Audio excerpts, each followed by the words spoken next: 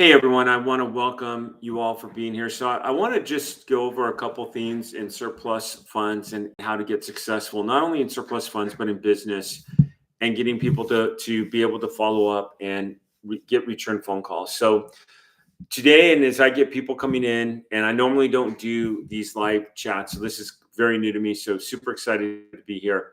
Let's go over a couple things that help me to be successful. So first of all, every single day I come in, I work about surplus funds, probably about an hour a day in my office, if not more, somewhere between an hour and an hour and a half, which is about 5 days a week.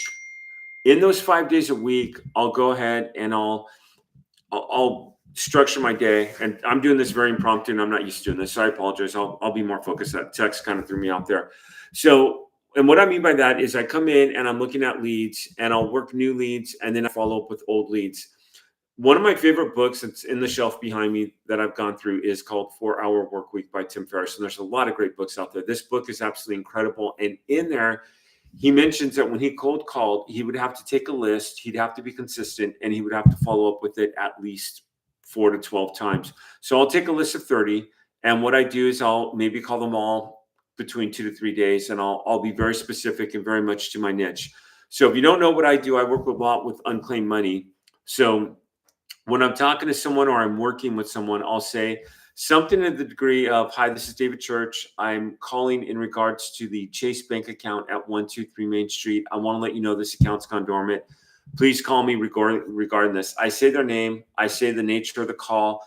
I'm using their address, and I'm using a bank account that they or a relative is familiar with.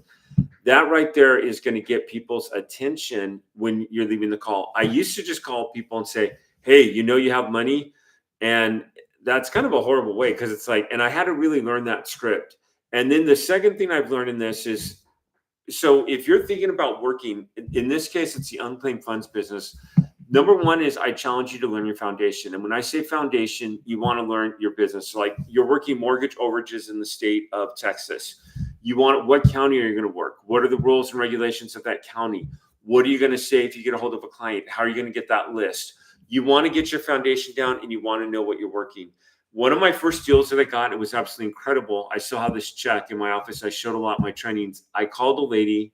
She had lost her property in Florida. She had $1,500. It was a tax overage. And I just said, "Hey, I want to let you know that you have these funds." And she had no idea that she had them. So I went ahead. I did what was called an assignment of interest. She agreed to work with me. We did a 50-50 split. And she's even like, "Are you sure 50% is okay? I can give you more. There's not a lot of money." I'm like, I didn't tell her. I'm like, "No, this is my first deal I want. I'm super happy that you're working with me." And then my second deal on that county, I think, was for around 18,000, and I've gotten many deals since. But again, you know what you're working, you understand that foundation. So what was I working? I was working a tax overage business where properties have gone up for tax auction and they sold for over the asking price.